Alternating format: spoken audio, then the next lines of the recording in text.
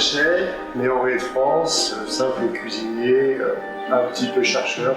Je retrouve tout, mais surtout passionné de cuisine et à Dolomieu dans le Isère.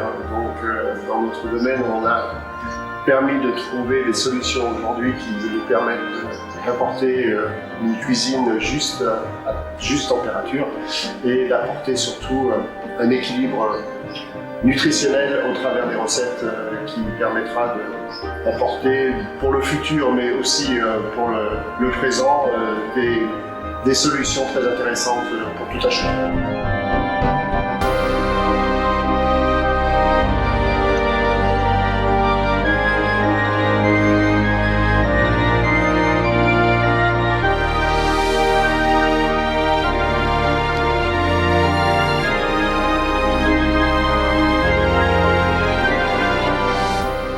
Personnellement, j'ai appris le métier avec des très grands chefs reconnus internationalement qui ont prôné et qui continuent à faire une cuisine traditionnelle avec un savoir-faire ancestral.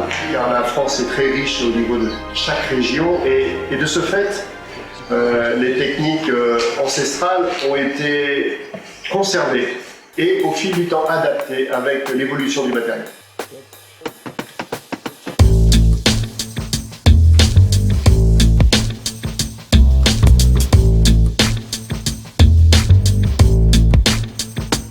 Le principe du sous-vide a des vertus très intéressantes car ça va permettre d'être une papillote intelligente où on va concentrer toutes les saveurs, de pouvoir être à une cuisson précise, constante, qui sera définie par rapport aux pièces de chaque viande, poisson et qui nous permettra de pouvoir avoir une durée de vie qui permettra d'avoir très peu ou pas du tout de pertes. Là, le but, c'est d'avoir justement cette technique qui ne va pas dessécher, qui ne va pas du tout faire de frein, c'est-à-dire de perte sur la matière première, parce qu'on va être à juste température, on va garder la jutosité, le moelleux, et forcément, à partir de là, c'est que du bonheur.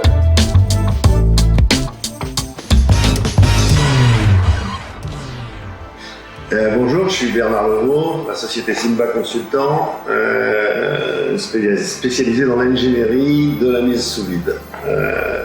Je vais vous parler un tout petit peu du développement du sous vide. Le sous vide est apparu dans les années 70, milieu des années 70,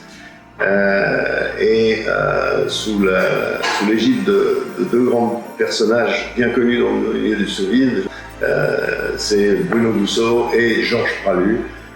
Georges que j'ai eu le plaisir de rencontrer à cette époque-là et avec lequel j'ai travaillé sur la mise au point de machines sous vide. Le sous vide a d'abord intéressé énormément bien sûr les restaurants et principalement les restaurants étoilés qui avaient tout de suite compris quels étaient les grands avantages de cette technique pour valoriser leurs produits. Et puis, à partir des années 85-90, on a vu apparaître le sous-vide dans le domaine industriel et avec une explosion réelle depuis les années 2000 où partout dans le monde aujourd'hui, on pratique de plus en plus le sous-vide de manière industrielle. Alors les avantages du sous-vide, on les a vus avec Jean-Marc, mais il faut souligner bien sûr le goût, puisqu'on va cuire dans une atmosphère fermée dans laquelle il n'y a plus d'air, donc on n'a pas d'oxydation du produit et on a une concentration des arômes. Donc on va avoir une qualité gustative et organoleptique du produit qui est absolument fantastique et un rendu qui rend le produit extrêmement bon. Donc les différentes cuissons techniques qui sont possibles aujourd'hui, on a différentes possibilités. Soit on va être sur des fours vapeur en fonction du matériel.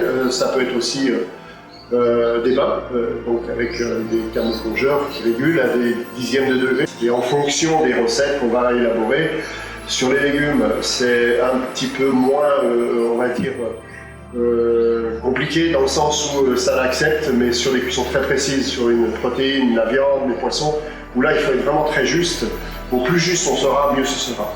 Et de ce fait, on va refroidir ça dans les cellules de refroidissement rapide une fois que le cycle a été réalisé.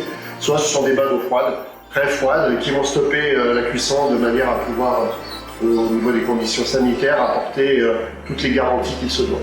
Le sous-vide est une technique qui nécessite des processus très élaborés et une grande connaissance non seulement des temps de cuisson, mais aussi du produit, de la réaction du produit sous la chaleur ou sous le froid.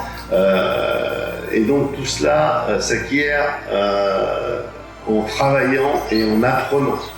Et donc aujourd'hui, malheureusement, beaucoup d'utilisateurs disent je fais du sous-vide, je fais de la cuisson sous vide, je fais de la cuisson basse température, mais sans réellement connaître et sans avoir été réellement formé à ces techniques. Et bien souvent, on arrive à des résultats pour le moins décevants, si ce n'est pas catastrophiques et parfois, éventuellement, problématiques au niveau bactériologique.